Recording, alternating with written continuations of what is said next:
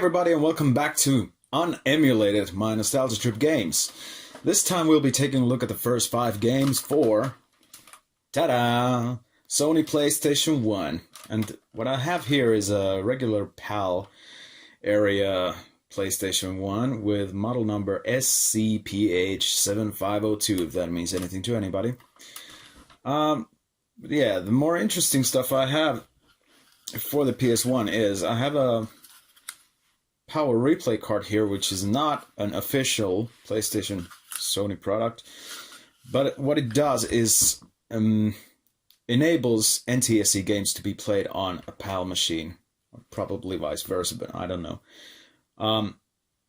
But it still doesn't help when recording NTSC games on a PAL machine, so we're gonna have to skip those.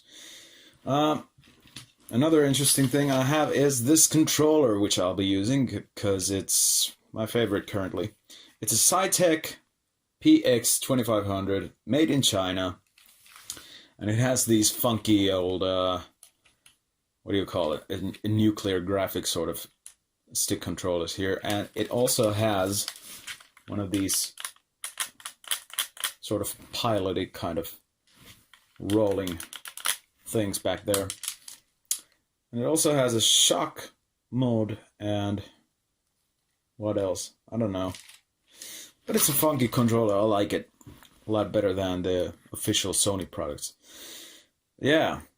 About the games I have, I don't have all that much of them because the PS1 came so late into my life that I haven't had the time nor the inclination to actually collect much of them.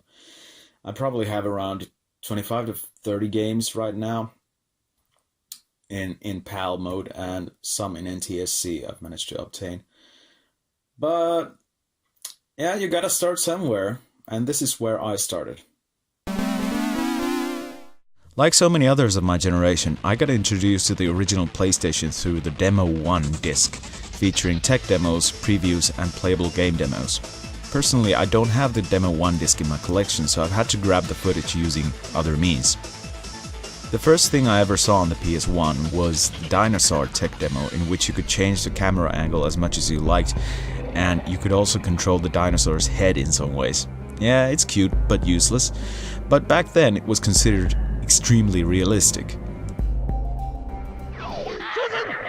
From the playable demos, Battle Arena Toshinden and Loaded were impressive and fun enough, but the one I played the most was Destruction Derby because it was the only game that really felt different from everything else available at the time. It was also the first of the games featured on the Demo 1 disc that I got to play as a full version later on, and even purchased my own copy of eventually.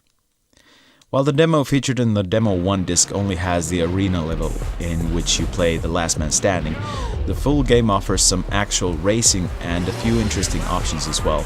Still, because of the demo, the arena level remains my most played level in the game. It's still great fun, even though it should feel massively outdated compared to modern racers. Speaking of which, if Destruction Derby is your kind of a thing, Bugbear's Wreckfest is highly recommended as an up-to-date alternative. Me though, I'll stick with good old DD. In the mid-90s, all my friends were raving about all the different three-dimensional fighting games available for different platforms. The genre was basically what inspired most of my friends to switch to a Sony PlayStation or a Windows-based PC. Nintendo's and Sega's uninspiring offerings on their platforms after the 16-bits drew potential customers to other directions. It was either PS or PC for us. Sega had Virtua Fighter, which was ported to the PC, but Sony had Tekken, which was hailed as the most realistic one-on-one fighting game of all time. But it was Tekken 2 that had everyone change their attention to the PlayStation. It was the only game that had multiple copies of in my area because that's how much the game required attention.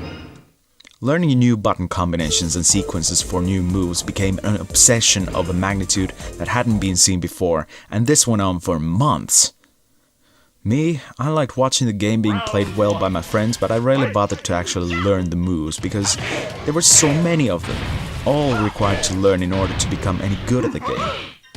I would usually forget them in less than a day, since I didn't have anything to practice them on at home. The problem with Tekken and its sequels is really that you need to put time into it. I'm more of an international karate kind of a guy, but I still have some nostalgia towards Tekken 2, if only because I liked watching it being played.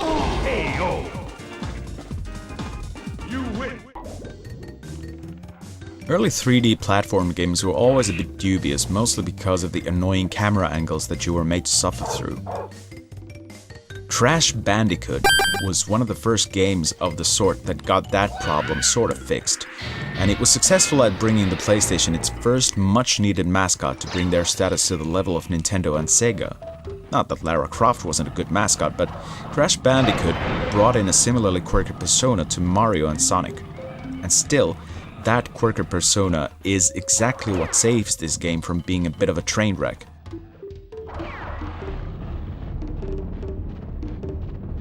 It's not nearly as bad as the worst of the 3D platformers, and it offers plenty of variety in scrolling directions and such, but having a good amount of humor can get you stick with an otherwise slightly awkward game for a longer period of time than, well, in my case, Tomb Raider and its more or less direct descendants.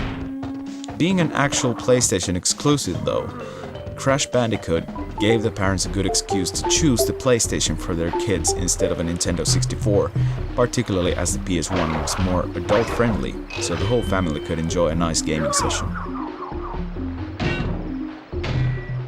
I'll have to skip a game or two since I don't have them in my collection quite yet, but here's one of the better ones from 1998. Future Cop L.A.P.D. was developed and published by Electronic Arts, whose output had already gone relatively downhill in the eyes of those of us who had seen their glory days in the early 80s. That's not to say EA wasn't successful at making money, but rather their games were getting rather unimaginative and specifically attemptive to wooing non-players with franchise sports titles such as FIFA, NHL, PGA Golf, NBA, NFL, and what have you. Anyway, Future Cop L.A.P.D. was a breath of fresh air in their ever-monotonizing catalog. It was originally developed as an installment in EA's Strike series. You know, Desert Strike, Jungle Strike, etc. But I suppose it became different enough from the rest to call it something different. It's a third-person shooter, sure, but you control a robot, not entirely unlike RoboCop, fighting crime in a distant future Los Angeles. The robot, called X1 Alpha, is more like a transformer since it has the ability to switch forms between a fast, hovering pursuit vehicle and a slower combat mecha. The game is viewed similarly to the latter-day Bomberman games from a tilted above kind of an angle. It's not the most optimal view, but as 3D graphics were deemed necessary back then, it's as good as you can expect. Being a cooperative two-player game at heart, and definitely at its best, this was one of me and one of my friends' biggest time wasters on the PS1 back in the day, and one of the first truly enjoyable arcade-style experiences I ever had on the machine, and continues to be an often revisited favorite. The last one for today is an oddity of sorts, Shellshock from Core Design, released by Eidos Interactive for the PS1 and also released for DOS PCs and Sega Saturn. This is a very arcade-oriented first-person tank shooter, but instead of a straight-on battle zone approach, this game has missions, and you can fix and upgrade your tank between each mission. To be perfectly honest, this is not a particularly good game, but the charm here is in that it doesn't even try to take itself too seriously. There's plenty of humor in the headquarters design and characters you interact with, and that humor gets somewhat released into the action itself as well, through a radio commentary. Plus, one of the characters sounds very much like Samuel L. Jackson, though it seems like someone has learned how to speak exactly like him instead of the real deal. The setting is not what you'd call obvious, which is another reason why Shellshock is still kind of refreshing to play. Depending on your views on games of this particular age, the age certainly shows in various ways, but personally I think Shellshock represents the late 90s in its own uninhibitedly personal way. Another good example of nostalgia tripping for nostalgia's sake.